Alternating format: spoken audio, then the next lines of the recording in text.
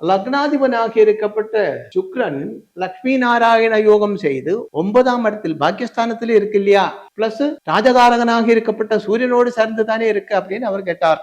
100% correct தான். லக்னாதிபன் 9ல் இருந்தால் ரொம்ப நல்லது, பாக்கியம் உள்ளவன் அப்படின்னு அர்த்தம். அது லட்சுமி நாராயண யோகம் செய்திருக்குன்னு சொன்னால் பகு விசேஷம்.